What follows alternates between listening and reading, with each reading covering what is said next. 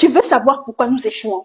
Quand un Pakistanais arrive en Europe, il ne vient pas réussir sa vie, il vient remplir une mission. Une mission économique, communautaire, religieuse, familiale. Leur stratégie est claire. La femme gère les allocations, garde les enfants, sécurise la maison. L'homme sort chaque jour pour chercher le capital, peu importe le froid, la fatigue ou la langue. Dès qu'ils atteignent un petit bénéfice, ils épargnent collectivement. Ils créent une tontine de clan, jamais ouverte à des étrangers. Et cette tontine devient leur banque de guerre. En 2 ans, ils ouvrent un snack. En 4 ans, un supermarché. En 6 ans, ils rachètent des immeubles. En 10 ans, ils sont propriétaires des locaux que les Africains louent. Ils savent que la richesse, c'est la structure et que l'argent individuel ne pèse rien sans un système collectif.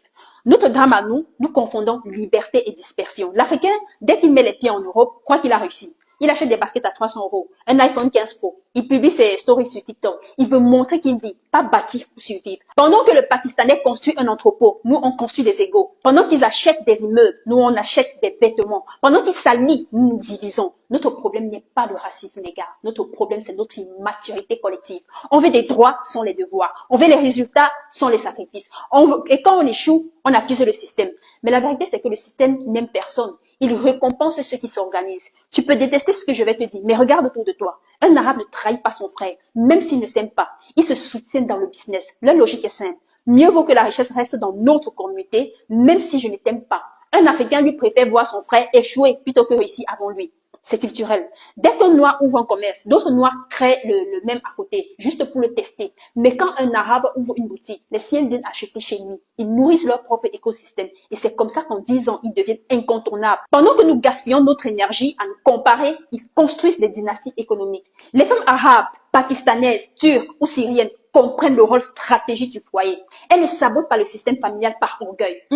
Elles savent que leur mari est la colonne du projet collectif. Elles participent à l'économie en gérant l'argent, pas en détruisant le plan. Pendant ce temps, chez nous, la désorganisation est totale. Les femmes veulent être indépendantes. Les hommes veulent être libres. Résultat, des couples explosent, des foyers implosent, les enfants grandissent sans repère. Et dans un monde d'alliance, nous sommes les seuls à entrer dans la bataille désunie. C'est la cause cachée de notre pauvreté. Les statistiques sont froides.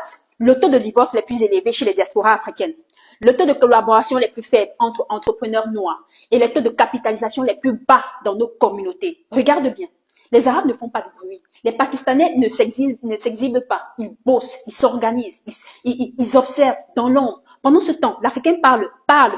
Live Facebook, débat TikTok, conseils sans expérience, apparence sans substance. Mais dans les bilans comptables, ce sont les silencieux qui gagnent. Leur secret, pas d'exposition inutile, pas de guerre d'ego, pas de perte de temps, juste du travail communautaire structuré. Notre problème à nous les Africains, c'est qu'on travaille pour prouver, pas pour prospérer. Chaque achat devient une démonstration sociale. Chaque réussite devient un concours de vanité. Mais dans les quartiers européens, le vrai pouvoir ne se montre pas. Il se cache dans les baux commerciaux, dans les actes notariés, dans les circuits de distribution. Pendant que tu cherches la visibilité, eux, ils cherchent la rentabilité. Leur puissance repose sur un mot, le clan. Ils investissent entre eux, s'embauchent entre eux, se protègent entre eux. Un Libanais propriétaire d'un immeuble ne louera pas à un inconnu avant d'avoir proposé à un membre de sa communauté. Un Pakistanais qui ouvre une boutique ne cherchera pas un employé sur Facebook.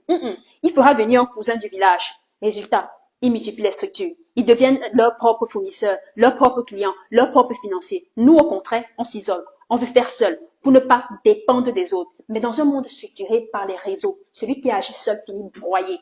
Tu veux savoir pourquoi nous échouons? Parce que nous portons en nous le poison du soupçon. Dès qu'un Africain voit un frère réussir, il pense à la sorcellerie, au vol, au favoritisme. Il ne demande jamais comment tu as fait, mais pourquoi toi et pas moi? Et ce virus détruit tout. La confiance, les synergies, les transmissions de savoir. Pendant ce temps, les autres communautés s'enseignent mutuellement les codes du succès. Chez eux, celui qui réussit devient une école. Chez nous, il devient une cible. Regarde Bruxelles, Paris, Lyon, Anvers. Partout où il y a de la marge, ils s'installent, ils coopèrent, ils s'étendent. Et le plus frappant, ils ont compris que le produit n'a pas besoin de leur culture. Ils vendent du manioc, du piment, du plantain, du poisson fumé, des produits africains à des Africains, mais sans les Africains. C'est l'humiliation silencieuse de notre génération, les gars. Leur plus grande force n'est ni la chance, ni l'intelligence. Attention, c'est la discipline. Ils savent se lever tôt, tenir des comptes, respecter un plan. Ils savent attendre, ils savent différer le plaisir pour récolter plus tard. Pendant ce temps, chez nous, on cherche la gratification immédiate. On veut kiffer la life avant de la structurer. Nous confondons bonheur et distraction. Mais dans un monde économique, la discipline est une religion. Celui qui la maîtrise domine. Attention, Je ne fais pas de reproche à quelqu'un, c'est une alarme. Parce qu'à ce rythme, d'ici 20 ans, les Africains en Europe ne posséderont plus rien, même pas les commerces dits africains. Nous serons des consommateurs éternels de nos propres produits. Le monde économique ne récompense pas les rêveurs, il récompense les bâtisseurs. Et les bâtisseurs ont un point commun, ils pensent en clan, pas en individu. Le secret n'est pas mystique, ce n'est pas le racisme, c'est la stratégie communautaire. Tant que l'Africain ne comprendra pas que la richesse est un projet collectif, tant qu'il préférera le paraître à la puissance, tant qu'il se battra contre ses frères au lieu de se battre contre le système, il restera pauvre, même avec un diplôme d'ingénieur. Pendant que nous dormons, d'autres planifient. Et pendant que nous prions pour le succès, d'autres le fabriquent chaque jour dans le silence. Je suis Charlotte Elia.